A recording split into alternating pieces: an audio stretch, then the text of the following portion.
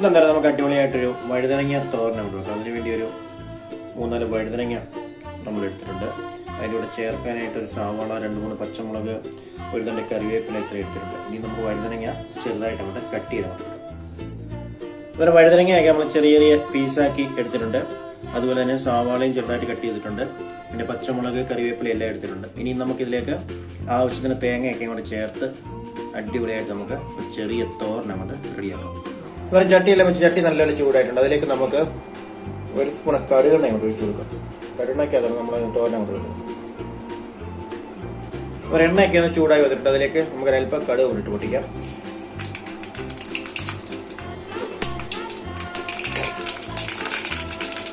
എന്നിട്ട് അല്പം ജീരകം.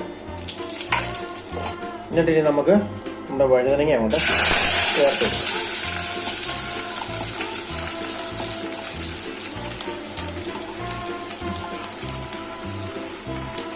എന്നിട്ട് ഇനി ഇതിലേക്ക് ആവശ്യത്തിന് തേങ്ങ,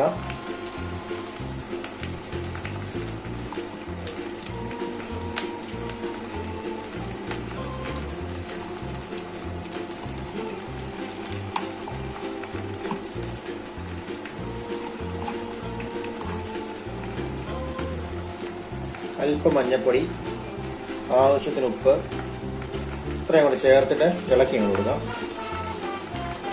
വെള്ളം ഒഴിക്കേണ്ട ആവശ്യമില്ല. നല്ലത് തന്നെ എല്ലാം ഒന്ന് വാടി കഴിയുമ്പോഴത്തേന് വഴുതനങ്ങയിലെ വെള്ളമൊക്കെ ഇറങ്ങി വഴുതനങ്ങ വേകാൻ ആവശ്യമായിട്ടുള്ള വെള്ളമൊക്കെ അതിൽ നിന്ന് തന്നെ കാണും.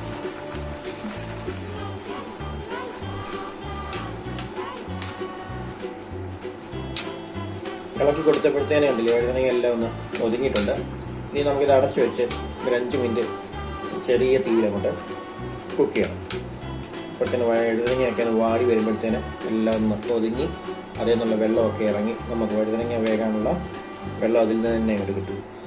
നമുക്ക് അടച്ചുകൊണ്ട് വെക്കാം. ഇടയ്ക്ക് നമുക്ക് നമ്മുടെ വഴുതനങ്ങ തോരൻ ഇറക്കി കൊടുക്കാം.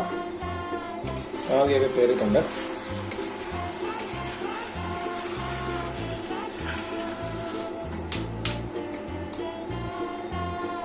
വീണ്ടും നമുക്ക് അടച്ചുകൊണ്ട് വെക്കാം. 2-3 മിനിറ്റ് ഇരിക്കട്ടെ. എന്നാൽ നമ്മുടെ തോരൻ വീണ്ടും ഒന്ന് തുറന്നു നോക്കാം. അതിനെ കണ്ടില്ലേ, ഇതിൽ നിന്നുള്ള വെള്ളമെല്ലാം ഇറങ്ങി വഴുതനങ്ങ എല്ലാം ഒന്ന് വാടി ഒതുങ്ങി എല്ലാം വെന്തുകൊണ്ടിരിക്കുകയാണ്. ഒട്ടും തന്നെ വെള്ളം ചേർക്കാതെ തന്നെ ആവശ്യത്തിന് വെള്ളം ഇറങ്ങിയിട്ടുണ്ട്. നമുക്കിനി ഇതിൻ്റെ ഉപ്പൊക്കെ ചെക്ക് ചെയ്ത് നോക്കണം.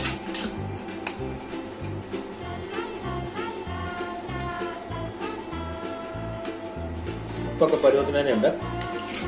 വഴുതനങ്ങ വേവുകയും ചെയ്തിട്ടുണ്ട്. ഇനി നമുക്ക് അടച്ചു വെക്കാതെ 1 മിനിറ്റ് തോരൻ അങ്ങോട്ട് വെക്കാം. ഒരല്പം വെള്ളമുള്ളതൊന്ന് വറ്റി കിട്ടും.